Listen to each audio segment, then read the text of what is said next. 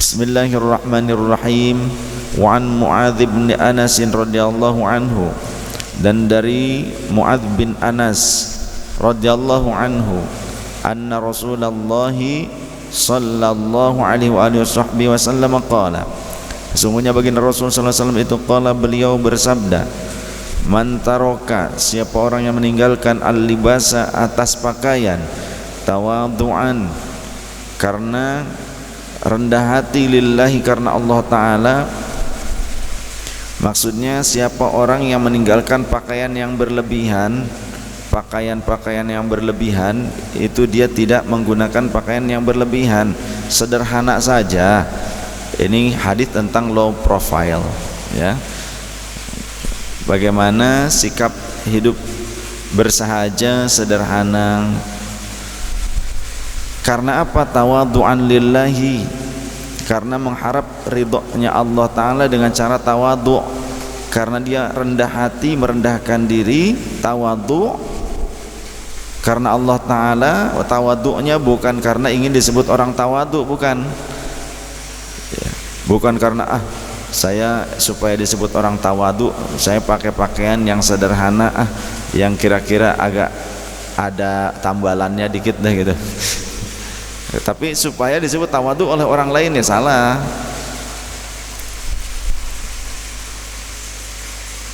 Lebih baik pakai pakaian rapih tapi syukur, ya, dan tidak ngarep-ngarep kepada pemberian orang lain, daripada kita pakai pakaian ketawaduan tapi kita berharap terus kepada pemberian manusia, atau supaya dipandang sebagai orang tawadhu padahal nyatanya tidak. Itu ya tidak baik kalau seperti itu. Lebih baik yang rapi tapi bersyukur dan ingin menunjukkan kepada dirinya supaya dirinya tidak bergantung kepada orang lain, ingin menekankan kepada dirinya sendiri supaya tidak bergantung kepada orang lain.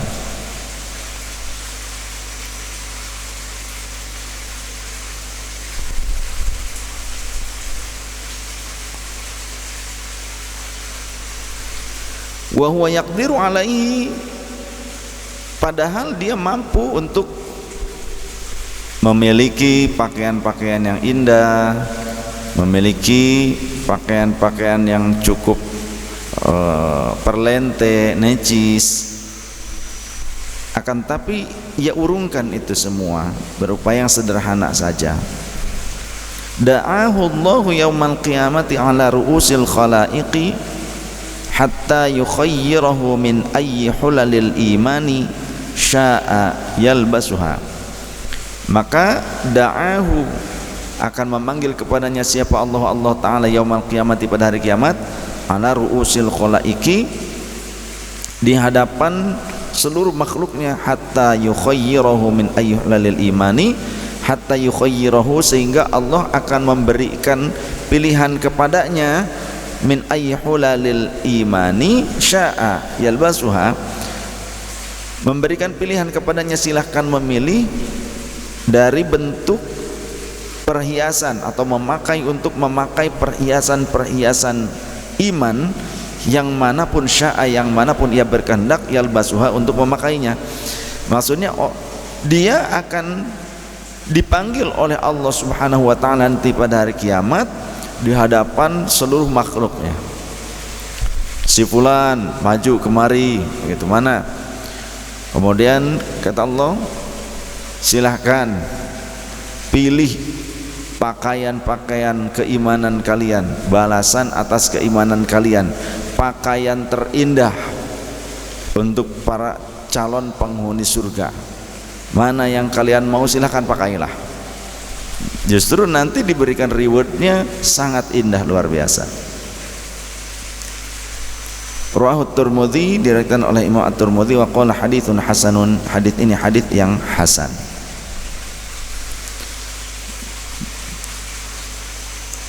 Jadi menurut para pensyarah hadis, dalam syarah hadisnya, hadis ini menunjang ketawaduan karena Allah Subhanahu wa taala memberikan sebuah dorongan spirit kepada kita untuk menjadi orang yang tawadhu dan tidak boleh menyombongkan diri di hadapan orang lain dengan pakaian. Artinya ada yang digarisbawahi, yakni kesombongan. Jangan sampai kita menyombongkan diri.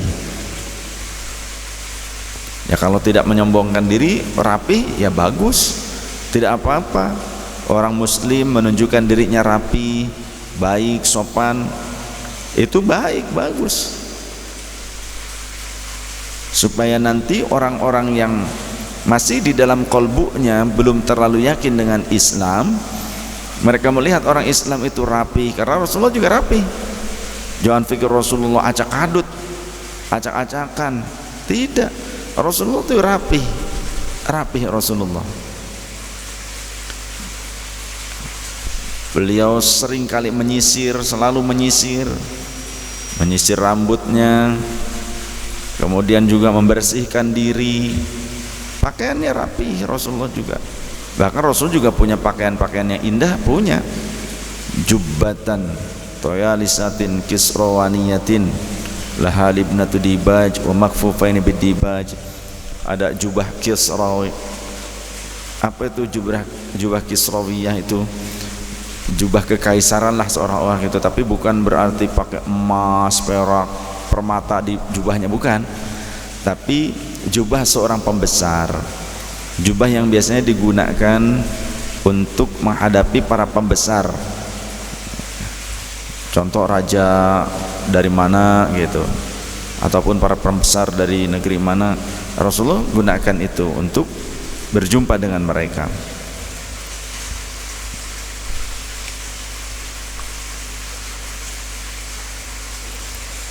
Tapi kehidupan sehari-harinya Rasulullah tetap sederhana. Namun bahasa sederhana jangan dimaknai acak-acakan, jangan begitu. Sederhana itu tetap dalam menjaga kerapihan, kecakapan. An Amr bin Shu'aib an abihi, dari Amr bin Shu'aib dari ayahnya, an jaddihi dari kakeknya radhiyallahu anhu. Qala, kakeknya yang sahabat itu berkata, qala Rasulullah sallallahu alaihi wa alihi wasallam, telah bersabda siapa Rasulullah sallallahu alaihi wasallam, innallaha, sungguhnya Allah taala itu yuhibbu, Allah cinta, Allah menyukai, ya, iku yuhibbu, demen sapa Allah taala, ayyara athara ni'matihi ala abdihi, Allah senang melihat hambanya yang memperlihatkan nikmatnya. Tuh, di dalam hadis ini Allah ternyata senang melihat hambanya yang memperlihatkan nikmat yang merupakan anugerah dari Allah. Rawahu at-Tirmidzi wa qala haditsun hasanun, riwayat Imam at-Tirmidzi, hadis ini hadis yang hasan. Jadi diperbolehkannya kita berpenampilan yang rapi, yang menarik dalam berpakaian, contohnya sebagai bukti syukur kita kepada Allah Subhanahu wa taala, di mana Allah juga memerintahkan kita untuk menutup aurat. Allah menitipkan tubuh kita, tapi tujuannya untuk merawat titipan Allah dan mensyukuri nikmat dari Allah Subhanahu wa taala. Jangan tujuannya untuk sombong, karena banyak orang tujuannya untuk ya malah sombong, ujub, ya, merasa lebih baik daripada orang lain dengan pakaian-pakaian itu. Tidak, tapi kita cukup menggunakan pakaian kesyukuran, pakaian yang bisa menumbuhkan rasa syukur kita kepada Allah Subhanahu wa taala. Bukan hanya pakaian, kendaraan, ya. Sehingga Al-Imam Abi Hasan Asy-Syadzili pernah beliau memberikan sebuah nasihat, milikilah kendaraan yang terbaik, kemudian juga milikilah tempat tidur yang nyaman, pakailah pakaian yang bagus dan sopan, dan bersyukurlah kepada Allah Subhanahu wa taala, karena Allah sendiri yang memerintahkan, fa amma bi ni'mati rabbika fahaddits, maka dengan nikmat Allah, nikmat Tuhanmu itu ungkapkan, katakan, ceritakan oleh kalian bahwa ini adalah anugerah dari Allah. Sehingga Nabiullah Sulaiman berkata, hadza min fadli rabbi, semua yang aku miliki ini merupakan fadl, anugerah dari Tuhanku. Jadi jangan sampai kita kehilangan kewarasan, kesadaran.